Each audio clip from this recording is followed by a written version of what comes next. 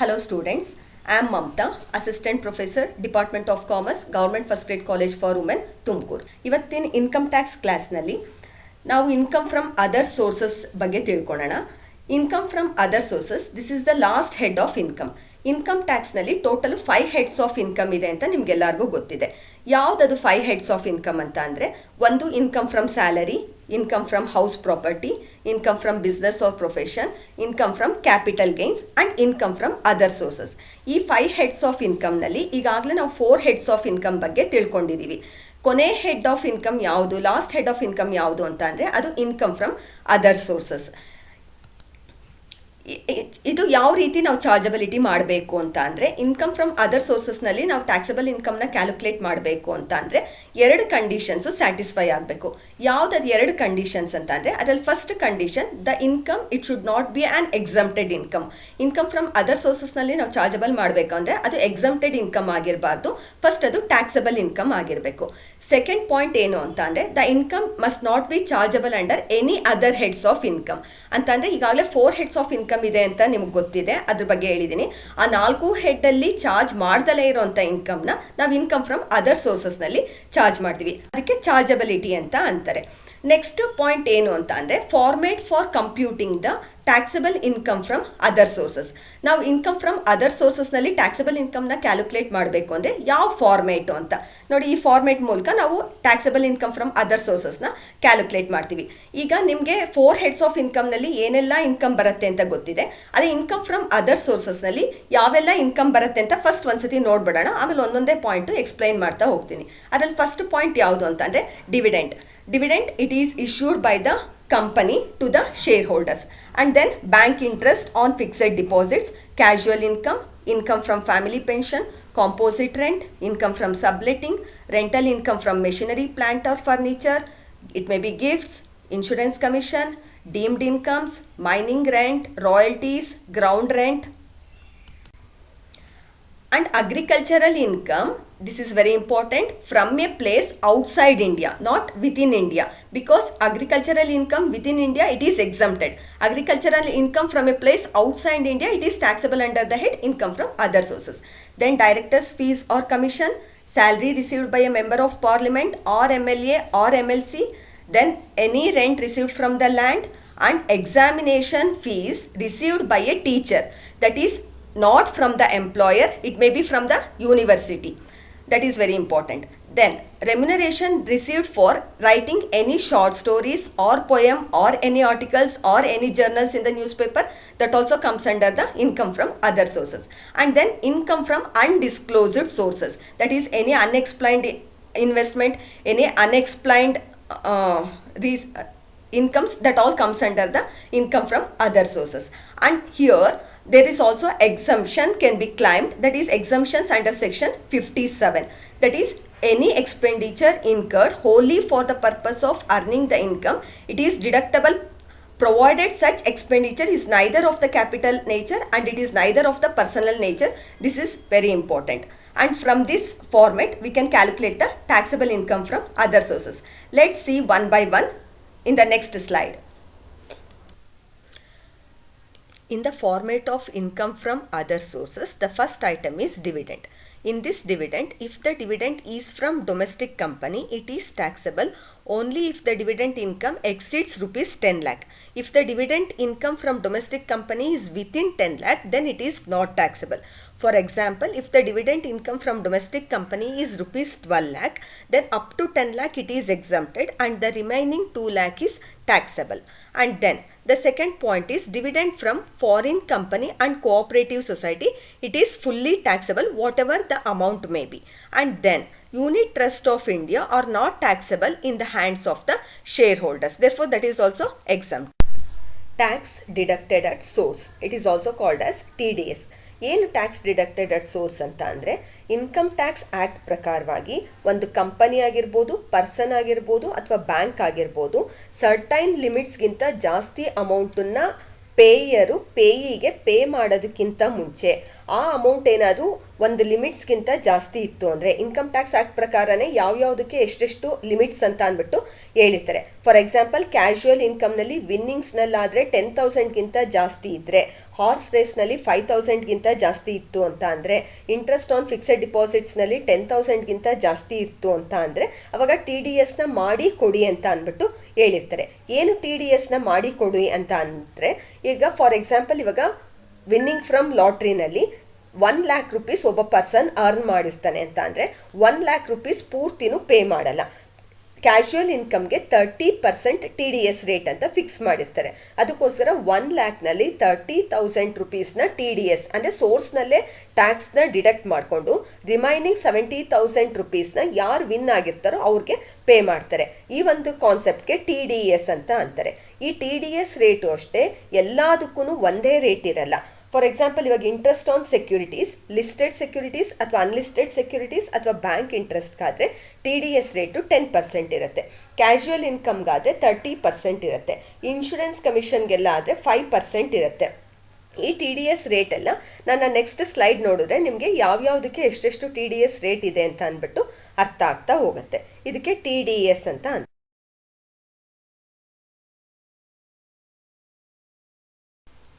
The next point is interest on post office savings bank account ಅಂತ.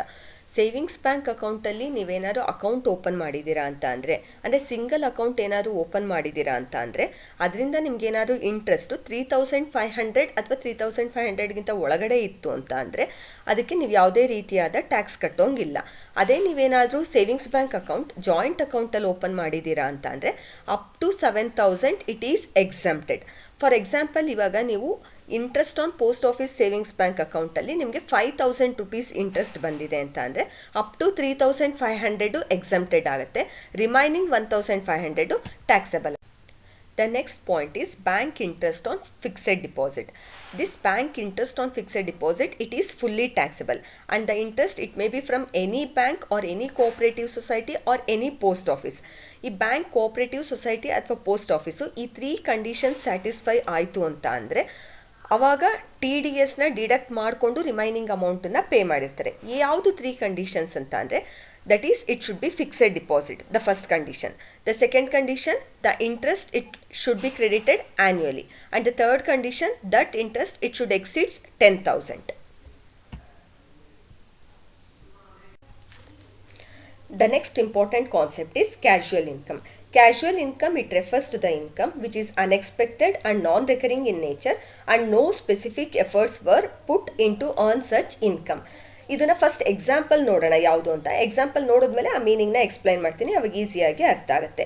ಯಾವೆಲ್ಲ examples ಬರುತ್ತೆ casual ಇನ್ಕಮಲ್ಲಿ ಅಂತ ಅಂದರೆ winning from lottery, crossword puzzles, TV game show, winning from horse race, winning from any other races, gambling, betting, card games ಇವೆಲ್ಲನೂ casual ಇನ್ಕಮ್ಗೆ example ಆಗುತ್ತೆ. ಇವಾಗ ಒಂದೊಂದೇ ನೋಡೋಣ ಬನ್ನಿ. ಇವಾಗ ಲಾಟ್ರಿಯಿಂದ ಆಗಿರ್ಬೋದು ಅಥವಾ ಕ್ರಾಸ್ವರ್ಡ್ ಪಜಲ್ಸಿಂದ ಆಗಿರ್ಬೋದು ಇವನೇನಾದ್ರು ವಿನ್ ಆಗಿದ್ದಾನೆ ಅಂತ ಅಂದರೆ ನನಗೆ ಡೆಫಿನೆಟ್ ಆಗಿ ಪ್ರೈಸ್ ಬರುತ್ತೆ ಅಂತ ಅಂದ್ಬಿಟ್ಟು ಅವ್ನು ಎಕ್ಸ್ಪೆಕ್ಟ್ ಮಾಡೋಕ್ಕೆ ಸಾಧ್ಯ ಇಲ್ಲ. ಅದಕ್ಕೋಸ್ಕರ ಅನ್ಎಕ್ಸ್ಪೆಕ್ಟೆಡ್ ಅಂತ ಹೇಳ್ತಾರೆ. ಒಂದು ಸತಿ ಲಾಟ್ರಿಯಿಂದ ವಿನ್ ಆಗಿದ್ದಾನೆ, ಒಂದು ಸತಿ ಹಾರ್ಸ್ ರೇಸಿಂದ ವಿನ್ ಆಗಿದ್ದಾನೆ ಅಂದಿದ ತಕ್ಷಣ ಪದೇ ಪದೇ ಅಂದರೆ ರೆಕರಿಂಗ್ ಆಗಿ ಅವನೇ ವಿನ್ ಆಗ್ತಾನೆ ಅಂತ ಹೇಳೋಕ್ಕಾಗಲ್ಲ. ಅದಕ್ಕೋಸ್ಕರ ನಾನ್ ರೆಕರಿಂಗ್ ಅಂತ ಹೇಳ್ತಾರೆ.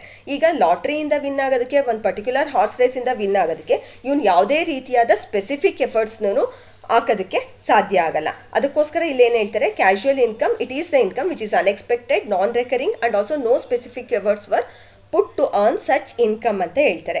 ಇಲ್ಲಿ TDS ಅನ್ನುವಂಥ ಒಂದು ಕಾನ್ಸೆಪ್ಟ್ ಬರುತ್ತೆ. ಏನು ಇಲ್ಲಿ TDS ಏನಾಗುತ್ತೆ ಅಂತ ಅಂದರೆ ಫಸ್ಟ್ ಪಾಯಿಂಟ್ ನೋಡಿ, winning from lottery, crossword puzzle, TV game shows ಏನಾದರೂ ಇತ್ತು ಅಂದರೆ ಅಲ್ಲಿ ವಿನ್ನಿಂಗ್ ಏನಾದರೂ 10,000ಗಿಂತ ಜಾಸ್ತಿ ಅಮೌಂಟನ್ನ ಒಬ್ಬ ಪರ್ಸನ್ ವಿನ್ ಆಗಿದ್ದಾನೆ ಅಂತ ಅಂದರೆ ಆವಾಗ TDSನ ಡಿಡಕ್ಟ್ ಮಾಡಿಕೊಂಡು ಅಂದರೆ ಇಲ್ಲಿ ಕ್ಯಾಶುಯಲ್ ಇನ್ಕಮ್ಗೆ 30% ಇರುತ್ತೆ. 30% TDSನ ಕಟ್ ಮಾಡಿಕೊಂಡು ರಿಮೈನಿಂಗ್ ಅಮೌಂಟನ್ನು ಯಾರು ವಿನ್ ಆಗಿರ್ತಾರೋ ಅವ್ರಿಗೆ ಪೇ ಮಾಡ್ತಾರೆ. ಸೆಕೆಂಡ್ ಪಾಯಿಂಟ್ ನೋಡಿ, ವಿನ್ನಿಂಗ್ ಫ್ರಮ್ ಹಾರ್ಸ್ ರೇಸ್. ಈ ವಿನ್ನಿಂಗ್ ಫ್ರಮ್ ಹಾರ್ಸ್ ರೇಸ್ನಲ್ಲಿ 5,000 ಅಮೌಂಟ್ಗಿಂತನೂ ಜಾಸ್ತಿ ಅಮೌಂಟನ್ನು ಏನಾದರೂ ಒಬ್ಬ ಪರ್ಸನ್ ವಿನ್ ಆಗಿದ್ದಾನೆ ಅಂತ ಅಂದರೆ ಆವಾಗಲೂ ಅಷ್ಟೇ 30% ಟ್ಯಾಕ್ಸ್ನ ಡಿಡಕ್ಟ್ ಮಾಡಿಕೊಂಡು ರಿಮೈನಿಂಗ್ ಅಮೌಂಟನ್ನು ಯಾರು ವಿನ್ ಆಗಿರ್ತಾರೋ ಅವ್ರಿಗೆ ಕೊಡ್ತಾರೆ. ಅದೇ ನೆಕ್ಸ್ಟ್ ಥರ್ಡ್ ಪಾಯಿಂಟ್ ನೋಡಿ, winning from others races, gambling, betting, card ಗೇಮ್ಸ್ನಲ್ಲಿ ಯಾವುದೇ ರೀತಿಯಾದ TDSನೂ ಇರಲ್ಲ.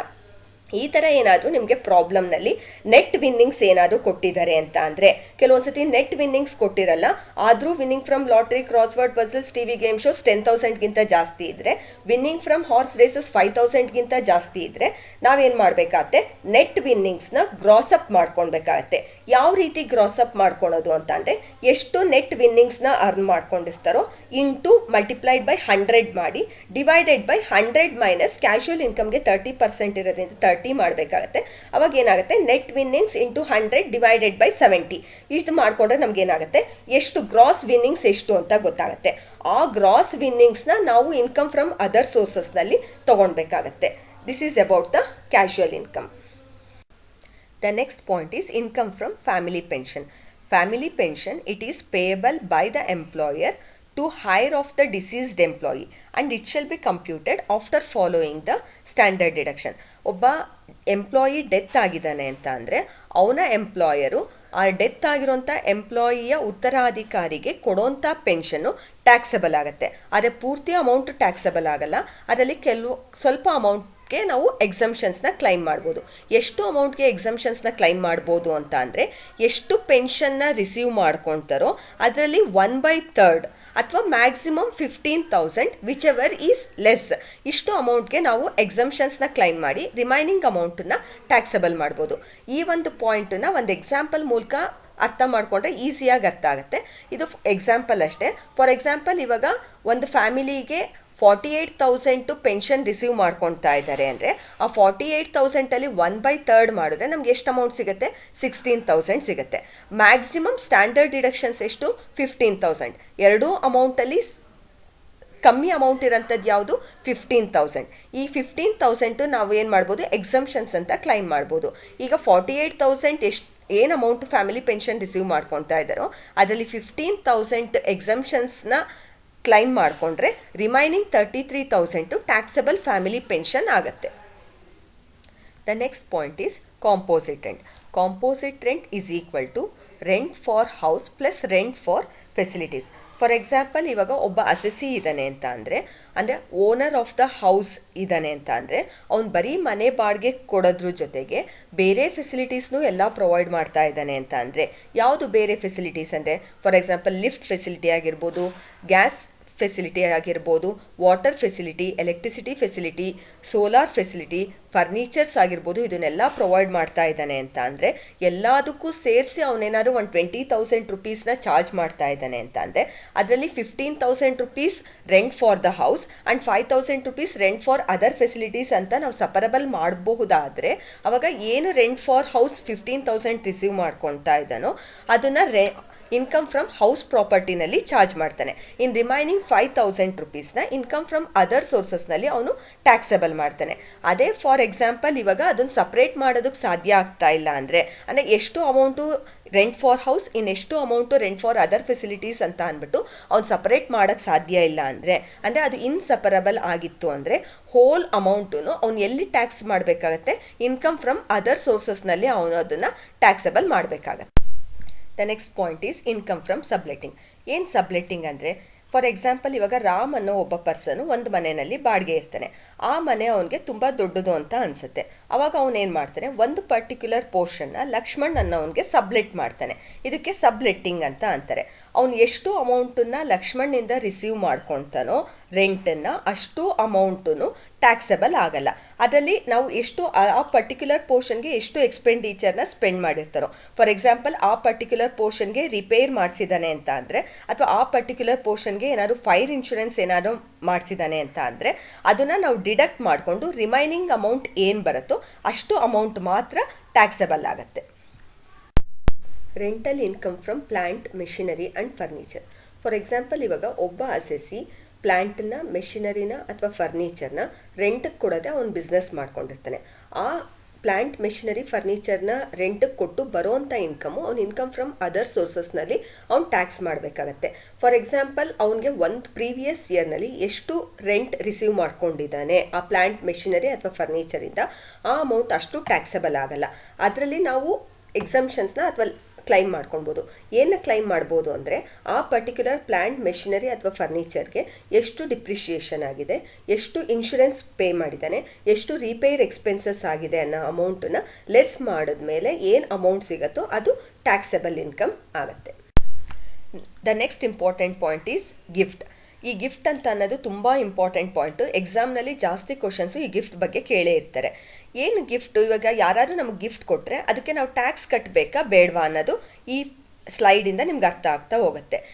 If the gift is received from the relative at the time of marriage or by a will or any amount of gift received, it is tax free ಅಂತ ಹೇಳ್ತಾರೆ. ಅಂತ ಅಂದರೆ gift ಏನಾದರೂ ರಿಲೇಟಿವಿಂದ ಬಂದಿತ್ತು ಅಂತ ಅಂದರೆ ಅದು ಎಷ್ಟೇ ಅಮೌಂಟ್ ಬಂದಿದ್ರೂ ಅದು ಟ್ಯಾಕ್ಸ್ ಫ್ರೀ. ಅಥವಾ ಗಿಫ್ಟ್ ಏನಾದರೂ ಮ್ಯಾರೇಜ್ ಟೈಮ್ನಲ್ಲಿ ಬಂದಿತ್ತು ಅಂತ ಅಂದರೆ ಅದು ರಿಲೇಟಿವಿಂದ ಆಗಿರ್ಬೋದು ಅಥವಾ ಫ್ರೆಂಡಿಂದ ಆಗಿರ್ಬೋದು ಅಥವಾ ನಾನ್ ರಿಲೇಟಿವಿಂದ ಆಗಿರ್ಬೋದು, ಅವಾಗ್ಲೂ ಅಷ್ಟೇ ಅದು ಟ್ಯಾಕ್ಸ್ ಫ್ರೀ. ಗಿಫ್ಟ್ ಏನಾದರೂ ವಿಲ್ ಮೂಲಕವಾಗಿ ನಮಗೆ ಗಿಫ್ಟ್ ಬಂದಿದೆ ಅಂತ ಅಂದರೆ ಆಗಲೂ ಅಷ್ಟೇ ಎಷ್ಟೇ ಅಮೌಂಟ್ ಗಿಫ್ಟ್ ಬಂದಿದ್ರೂ ಅದು ಟ್ಯಾಕ್ಸಬಲ್ ಆಗಲ್ಲ, that is tax free. The next important point, if the gift is received from the non relative or friend exceeds 50,000 in the previous year, it is fully taxable ಅಂತ ಹೇಳ್ತಾರೆ. ಅಂತ ಅಂದರೆ gift ಏನಾದರೂ ಫ್ರೆಂಡಿಂದ ಬಂದಿತ್ತು ಅಂತ ಅಂದರೆ, ನಾನ್ ರಿಲೇಟಿವಿಂದ ಬಂದಿತ್ತು ಅಂದರೆ ಅದು ಮ್ಯಾರೇಜ್ ಟೈಮ್ನಲ್ಲಿ ಆಗಿಲ್ಲ ಅಂತ ಅಂದರೆ ಅಥವಾ ಯಾವುದೇ ವಿಲ್ಲು ಇಲ್ಲ ಅಂತ ಅಂದರೆ ಅದು 50,000ಗಿಂತ ಜಾಸ್ತಿ ಇದ್ದರೆ ಅದು ಫುಲ್ ಅಮೌಂಟು ಟ್ಯಾಕ್ಸಬಲ್ ಆಗುತ್ತೆ. ವಿತಿನ್ 50,000 ಇತ್ತು ಅಂತ ಅಂದರೆ ಅದು ಎಕ್ಸೆಂಪ್ಟೆಡ್ ಆಗುತ್ತೆ. ಅಂದರೆ 51,000 ರುಪೀಸ್ ಏನಾದರೂ ಫ್ರೆಂಡಿಂದ ಗಿಫ್ಟ್ ಬಂತು ಅಂದರೆ 51,000 ರುಪೀಸ್ ಪೂರ್ತಿನೂ ಅದು ಟ್ಯಾಕ್ಸಬಲ್ ಆಗುತ್ತೆ. Then who is relative? Income tax act ಪ್ರಕಾರವಾಗಿ ಯಾರು ರಿಲೇಟಿವ್ ಅಂತ ಅಂದರೆ ಅಸೆಸಿ ಅವನ ಸ್ಪೌಸ್ ಅಂದರೆ ಯಾರು? ಹಸ್ಬೆಂಡ್ಗೆ ವೈಫು ಸ್ಪೌಸ್ ಆಗ್ತಾರೆ, ವೈಫ್ಗೆ ಹಸ್ಬೆಂಡು ಸ್ಪೌಸ್ ಆಗ್ತಾರೆ. ಇವಾಗ ರಿಲೇಟಿವ್ ಅಂದರೆ ಯಾರು ಅಂತ ಅಂದರೆ ಅಸೆಸಿ ಅಥವಾ ಅವರ ಸ್ಪೌಸ್ ಯಾರಿದ್ದಾರೋ ಅವರ ಬ್ರದರ್ಸ್ ಆ್ಯಂಡ್ ಸಿಸ್ಟರ್ಸೂ ಈ ರಿಲೇಟಿವ್ ಅನ್ನೋ ಟರ್ಮ್ನಲ್ಲಿ ಬರ್ತಾರೆ. ನೆಕ್ಸ್ಟು ಅಸೆಸಿ ಮತ್ತು ಸ್ಪೌಸ್ ಯಾರಿದ್ದಾರೋ ಅವರ ಫಾದರ್ ಅಥವಾ ಮದರ್ ಯಾರಿರ್ತಾರೋ ಅವರ ಬ್ರದರ್ಸ್ ಆ್ಯಂಡ್ ಸಿಸ್ಟರ್ಸನ್ನು ಈ ರಿಲೇಟಿವ್ ಟರ್ಮ್ನಲ್ಲಿ ಆ್ಯಡ್ ಆಗ್ತಾರೆ. ಇದ್ರ ಜೊತೆಗೆ ಅಸೆಸಿ ಆಗಿರ್ಬೋದು ಅಥವಾ ಸ್ಪೌಸ್ ಆಗಿರ್ಬೋದು ಅವರ ಲೀನಿಯಲ್ ಅಸೆಂಡೆಂಟ್ಸ್. ಯಾರು ಲೀನಿಯಲ್ ಅಸೆಂಡೆಂಟ್ಸ್ ಅಂತ ಅಂದರೆ ಅವರ father, grand father, great grand father ಅವರೂ ರಿಲೇಟಿವ್ ಟರ್ಮ್ಗೆ ಬರ್ತಾರೆ. Next descendants. ಯಾರು ಡಿಸೆಂಡೆಂಟ್ಸ್ ಅಂದರೆ ಸನ್ ಆಗಿರ್ಬೋದು, ಗ್ರ್ಯಾಂಡ್ ಸನ್ ಆಗಿರ್ಬೋದು, ಗ್ರೇಟ್ ಗ್ರ್ಯಾಂಡ್ ಸನ್ ಆಗಿರ್ಬೋದು, ಇವರು ಅಷ್ಟೇ ರಿಲೇಟಿವ್ ಟರ್ಮ್ನಲ್ಲೇ ಬರ್ತಾರೆ. ನೆಕ್ಸ್ಟ್ ಆ್ಯಂಡ್ ಯಾರು ರಿಲೇಟಿವ್ ಟರ್ಮ್ಗೆ ಬರಲ್ಲ ಅಂತ ಅಂದರೆ not the cousins and also brothers and sister of the grandfather and grandmother of the assessee or spouse. Insurance commission. If the resident individual receives insurance commission in the previous year, such commission is taxable under the head income from other sources. ಒಬ್ಬ resident individual ಅವನ previous ಇಯರ್ನಲ್ಲಿ insurance ಕಂಪನಿಯಿಂದ ಏನಾದರೂ ಕಮಿಷನ್ನ receive ಮಾಡ್ಕೊಳ್ತಾ ಇದ್ದಾನೆ ಅಂತ ಅಂದರೆ ಅದನ್ನು ಅವನ ಇನ್ಕಮ್ ಫ್ರಮ್ ಅದರ್ ಸೋರ್ಸಸ್ ಹೆಡ್ಡಲ್ಲಿ ಅವ್ನು ಚಾರ್ಜ್ ಮಾಡಬೇಕಾಗತ್ತೆ. ಈ ಕಮಿಷನ್ ಏನಿದೆಯೋ ಅದು 20,000ಗಿಂತ ಜಾಸ್ತಿ ಇತ್ತು ಅಂದರೆ TDSನ ಮಾಡಿಕೊಂಡು ರಿಮೈನಿಂಗ್ ಅಮೌಂಟನ್ನು ಅವನಿಗೆ ಪೇ ಮಾಡಿರ್ತಾರೆ. ಅದಕ್ಕೆ ನೆಟ್ ಕಮಿಷನ್ ಅಂತ ಹೇಳ್ತಾರೆ. ವಿತಿನ್ 20,000 ಏನಾದರೂ ಕಮಿಷನ್ ಇತ್ತು ಅಂತ ಅಂದರೆ ಆವಾಗ ಯಾವುದೇ ರೀತಿಯಾದ TDS ಮಾಡಿರಲ್ಲ. ಅವನ ಕೈಗೆ ಏನು ಅಮೌಂಟು ಸಿಗತ್ತೋ ಆ ಅಮೌಂಟೇ ಗ್ರಾಸ್ ಕಮಿಷನ್ ಆಗಿರುತ್ತೆ. Interest on securities. Central government ಆಗಿರ್ಬೋದು ಅಥವಾ ಸ್ಟೇಟ್ ಗೌರ್ಮೆಂಟ್ ಆಗಿರ್ಬೋದು ಅಥವಾ ಲೋಕಲ್ ಅಥಾರಿಟೀಸ್ ಆಗಿರ್ಬೋದು, company, corporations established by central, state or provincial act. ಇದಿಷ್ಟು ಇನ್ಸ್ಟಿಟ್ಯೂಷನ್ಸ್ನಲ್ಲಿ ಯಾವುದೇ ಇನ್ಸ್ಟಿಟ್ಯೂಷನ್ ಆಗಿರ್ಬೋದು ಡಿಬೆಂಚರ್ಸ್ನ ಅಥವಾ ಬಾಂಡ್ಸ್ನ ಇಶ್ಯೂ ಮಾಡಿದ್ದಾರೆ ಅಂತ ಅಂದರೆ ಆ ಡಿಬೆಂಚರ್ಸ್, ಬಾಂಡ್ಸ್ ಅಥವಾ ಯಾವುದೇ ರೀತಿಯಾದ ಸೆಕ್ಯೂರಿಟೀಸ್ ಇಶ್ಯೂ ಮಾಡಿರೋದಕ್ಕೆ ಇಂಟ್ರೆಸ್ಟನ್ನು ಪೇ ಮಾಡ್ತಾ ಇರ್ತಾರೆ. ಈ ಇಂಟ್ರೆಸ್ಟ್ಗೆ ಏನಂತಾರೆ? ಇಂಟ್ರೆಸ್ಟ್ ಆನ್ ಸೆಕ್ಯೂರಿಟೀಸ್ ಅಂತ ಅಂತಾರೆ. ಈ ಇಂಟ್ರೆಸ್ಟ್ ಆನ್ ಸೆಕ್ಯೂರಿಟೀಸು ಅಷ್ಟೇ ಇನ್ಕಮ್ ಫ್ರಮ್ ಅದರ್ ಸೋರ್ಸಸ್ನಲ್ಲಿ ಅವನು ಅದಕ್ಕೆ ಟ್ಯಾಕ್ಸ್ನ ಪೇ ಮಾಡಬೇಕಾಗತ್ತೆ ಆ ಹೆಡ್ಡಲ್ಲಿ. ಈ ಇಂಟ್ರೆಸ್ಟ್ ಆನ್ ಸೆಕ್ಯೂರಿಟೀಸು ಮತ್ತೆ ಫರ್ದರ್ 2 ಟೈಪ್ ಆಗಿ ಡಿವೈಡ್ ಆಗುತ್ತೆ. ಅದು ಯಾವುದು 2 ಟೈಪ್ ಅಂತ ಅಂದ್ಬಿಟ್ಟು ನೆಕ್ಸ್ಟ್ ಸ್ಲೈಡ್ನಲ್ಲಿ ನೋಡೋಣ. Types of securities. Types of securities, it is classified into 2 types. One is tax-free securities and less tax securities. And in tax-free securities, it is further classified into 2 types. That is tax-free government securities and tax-free commercial securities. In the less tax securities also, it is also further classified into two types. That is less tax government securities and less tax commercial securities. What is tax-free government and tax-free commercial securities? Less tax government securities and less tax commercial securities. Let me know in detail in the next slide. Tax free ಸೆಕ್ಯೂರಿಟೀಸ್ನಲ್ಲಿ ಎರಡು type ಇದೆ. ಒಂದು tax free government securities, ಇನ್ನೊಂದು tax free commercial securities ಅಂತ. Tax free government securities it is always exempted from the tax. ಅಂದರೆ ಈ government issue ಮಾಡುವಂಥ ಸೆಕ್ಯೂರಿಟೀಸ್ಗೆ ಅಸೆಸಿ ಯಾವುದೇ ರೀತಿಯಾದ ಟ್ಯಾಕ್ಸನ್ನು ಪೇ ಮಾಡೋಂಗಿಲ್ಲ. ನೆಕ್ಸ್ಟ್ ಪಾಯಿಂಟ್ ಯಾವುದು ಅಂದರೆ ಟ್ಯಾಕ್ಸ್ ಫ್ರೀ ಕಮರ್ಷಿಯಲ್ ಸೆಕ್ಯೂರಿಟೀಸ್. ಯಾಕೆ ಇದಕ್ಕೆ ಟ್ಯಾಕ್ಸ್ ಫ್ರೀ ಅಂತ ಹೇಳ್ತಾರೆ ಅಂತ ಅಂದರೆ, because the assessee has not to pay the tax on it from his own pocket ಅಂತ ಅಂತಾರೆ. ಈ ಕಮರ್ಷಿಯಲ್ ಸೆಕ್ಯೂರಿಟೀಸ್ಗೆ ಅಸೆಸಿ ಅವನ ಓನ್ ಪಾಕೆಟಿಂದ ಅವನು ಟ್ಯಾಕ್ಸ್ ಕಟ್ಟಲ್ಲ, ಆದರೆ ಅವನ ಪರವಾಗಿ ಕಂಪನಿನೇ ಟ್ಯಾಕ್ಸ್ನ ಪೇ ಮಾಡಿರುತ್ತೆ. ಅದಕ್ಕೋಸ್ಕರ ಅಸೆಸಿ ರಿಸೀವ್ ಮಾಡ್ಕೊಳೋಂಥ ಇಂಟ್ರೆಸ್ಟು ಯಾವಾಗ್ಲೂ ನೆಟ್ ಇಂಟ್ರೆಸ್ಟ್ ಆಗಿರುತ್ತೆ ಹೊರತು ಗ್ರಾಸ್ ಇಂಟ್ರೆಸ್ಟ್ ಆಗಿರಲ್ಲ. ಅದಕ್ಕೋಸ್ಕರ ಅವ್ನು ಎಷ್ಟು ಅಮೌಂಟನ್ನು ಇಂಟ್ರೆಸ್ಟನ್ನು ರಿಸೀವ್ ಮಾಡ್ಕೊಳ್ತಾನೋ ಅದನ್ನು ನಾವು ಯಾವಾಗ್ಲೂ ಅದನ್ನು ಗ್ರಾಸ್ ಅಪ್ ಮಾಡಿ taxable ಇನ್ಕಮ್ಗೆ ತೊಗೊಳ್ಬೇಕಾಗತ್ತೆ. Next point is less tax securities. This less tax securities also it is further divided into less tax government securities and less tax commercial securities. Less tax government securities, these are the taxable securities, but no TDS is made on such interest. Therefore, interest on such securities will not be grossed up. ಅಂತಂದರೆ ಏನು less tax government securities ಇದೆಯೋ ಅದು taxable ಸೆಕ್ಯೂರಿಟೀಸೇ, ಅಂದರೆ ಟ್ಯಾಕ್ಸ್ನ pay ಮಾಡಲೇಬೇಕಾಗತ್ತೆ. ಆದರೆ ಈ less tax government securities ಏನಿರುತ್ತೋ ಅಲ್ಲಿ ಅವರು TDSನ ಮಾಡಿ ನಿಮಗೆ ರಿಮೈನಿಂಗ್ ಅಮೌಂಟನ್ನು ಕೊಟ್ಟಿರಲ್ಲ. ಅದಕ್ಕೋಸ್ಕರ ಮತ್ತೆ ನೀವು ಅದನ್ನು ಗ್ರಾಸ್ ಅಪ್ ಮಾಡೋ ಅಂಥ ಅವಶ್ಯಕತೆ ಇರಲ್ಲ. Next less tax commercial securities. ಈ ಲೆಸ್ ಟ್ಯಾಕ್ಸ್ ಕಮರ್ಷಿಯಲ್ ಸೆಕ್ಯೂರಿಟೀಸ್ನಲ್ಲಿ ಏನಾಗುತ್ತೆ ಅಂತ ಅಂದರೆ, ಇಲ್ಲಿ TDSನ ಮಾಡಿ ರಿಮೈನಿಂಗ್ ಅಮೌಂಟನ್ನು ನಿಮಗೆ ಪೇ ಮಾಡಿರ್ತಾರೆ. ಆದರೆ ತುಮಕೂರು ಯೂನಿವರ್ಸಿಟಿ ಸಿಲೆಬಸ್ ಪ್ರಕಾರ ಈ ಗ್ರಾಸಿಂಗ್ ಅಪ್ ರೂಲ್ಸ್ ಎಲ್ಲಾನು ಥಿಯರಿ ಪಾರ್ಟ್ಗಷ್ಟೇ ಇದೆ ಹೊರತು ನೀವು ಪ್ರಾಬ್ಲಮ್ ಸಾಲ್ವ್ ಮಾಡೋದಕ್ಕೆ ಇರೋದಿಲ್ಲ.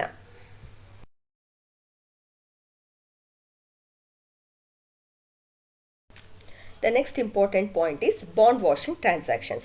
ಏನು ಬಾಂಡ್ ವಾಷಿಂಗ್ ಟ್ರಾನ್ಸಾಕ್ಷನ್ಸ್ ಅಂತ ಅಂದರೆ, ಇನ್ಕಮ್ ಟ್ಯಾಕ್ಸ್ ಆ್ಯಕ್ಟ್ನಲ್ಲಿ ಸೆಕ್ಷನ್ 94ನಲ್ಲಿ ಅವಾಯ್ಡೆನ್ಸ್ ಆಫ್ ಟ್ಯಾಕ್ಸ್ ಅನ್ನೋಂಥ ಒಂದು ಕಾನ್ಸೆಪ್ಟ್ ಇದೆ.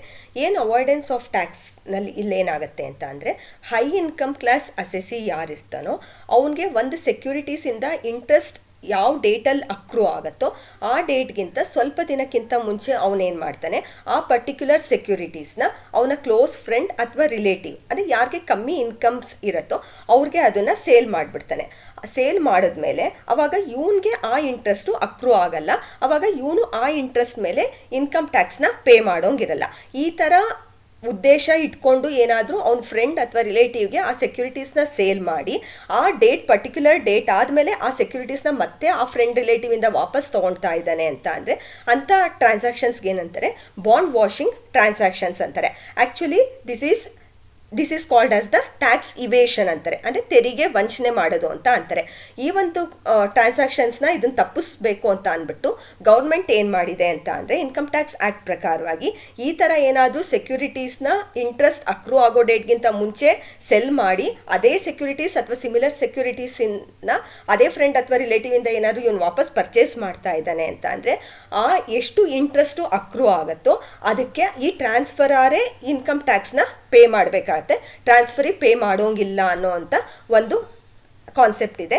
ಈ ಒಂದು ಟ್ರಾನ್ಸಾಕ್ಷನ್ಸ್ಗೆ ಅಥವಾ ಈ ಒಂದು ಕಾನ್ಸೆಪ್ಟ್ಗೆ ಏನಂತಾರೆ, ಬಾಂಡ್ ವಾಷಿಂಗ್ ಟ್ರಾನ್ಸಾಕ್ಷನ್ಸ್ ಅಂತ ಅಂತಾರೆ.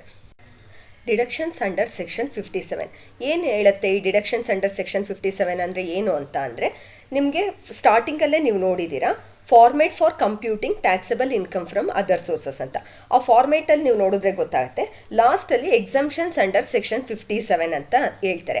ಅಂದರೆ ಸ್ಟಾರ್ಟಿಂಗ್ ನಮ್ಗೆ ಇನ್ಕಮ್ ಫ್ರಮ್ ಅದರ್ ಸೋರ್ಸಸ್ಸಲ್ಲಿ ಏನೆಲ್ಲ ಇನ್ಕಮ್ ಬಂದಿದೆಯೋ ಆ ಎಲ್ಲ ಇನ್ಕಮ್ನು ಆ್ಯಡ್ ಮಾಡಿದ್ಮೇಲೆ ನಾವು ಅಲ್ಲಿ ಕೆಲವೊಂದು ಡಿಡಕ್ಷನ್ಸ್ನ ಕ್ಲೈಮ್ ಮಾಡ್ಕೊಳ್ಬೋದು. ಅದು ಡಿಡಕ್ಷನ್ಸ್ ಅಂಡರ್ ಸೆಕ್ಷನ್ 57ನಲ್ಲಿ ಕ್ಲೈಮ್ ಮಾಡ್ಬೋದು.